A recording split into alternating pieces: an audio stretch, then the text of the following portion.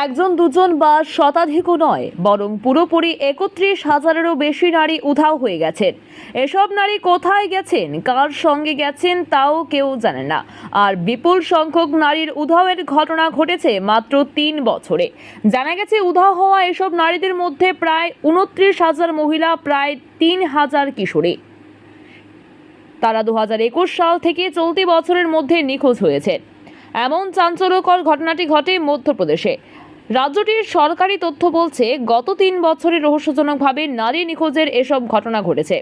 কংগ্রেস আইন প্রণেতা এবং প্রাক্তন স্বরাষ্ট্রমন্ত্রী বালা বচ্চনের একটি প্রশ্নের জবাবে রাজ্যের আইনসভায় এই পরিসংখ্যানগুলো প্রকাশ করা হয়েছিল। পরিসংখ্যানে দেখা যায়, উল্লেখিত সময়ের মধ্যে মধ্যপ্রদেশে ২৮,৮৫৭ জন মহিলা ও ২,৯৪৪ জন কিশোরী নিখোঁজ। সরকারি তথ্যে উঠে আসে, প্রতিদিন গড়ে অন্তত ২৮ জন মহিলা ও ৩ জন কিশোরী মধ্যপ্রদেশ থেকে নিখোঁজ হয়। সংখ্যাটি উদ্বেগজনক হলেও এসব ঘটনায় মাত্র ৭২৪টি নিখোঁজ মামলা স্থানীয় থানায় লিপিবদ্ধ করা হয়েছে।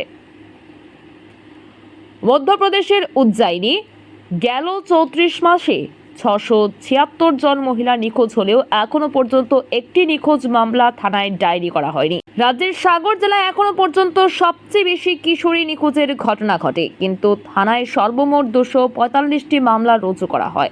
আর সবচেয়ে বেশি মহিলা নিখোঁজ হয়েছে ইন্দোরে। জেলাটিতে এখনো পর্যন্ত ২,৩৮৪ জন মহিলা নিখোঁজ, যা রাজ্যটিতে সবচেয়ে বেশি নিখোঁজের সংবাদ। সংশ্লিষ্ট সূত্র জানায়, এক মাসেরও বেশি সময় ধরে ইন্দোরে ৪৭৯ জন মহিলা নিখোঁজ হয়েছে। তবে এসব ঘটনায় থানায় মিসিং ডায়েরি হয় মাত্র ১৫টি। এর আগে ২০১৯ থেকে ২০২১ সালের মধ্যে ৩ বছরে দেশে ১৩ লাখেরও বেশি কিশোরী ও মহিলা নিখোঁজ হয়েছে। এদের মধ্যে বেশিরভাগই মধ্যপ্রদেশের। অন্যদিকে পশ্চিমবঙ্গে এই ক্ষেত্রে দ্বিতীয় স্থানে রয়েছে।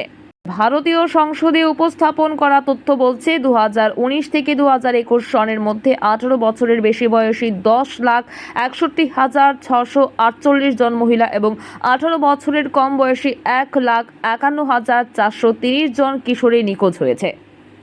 ব্যুরো রিপোর্ট, ভোরের আলো।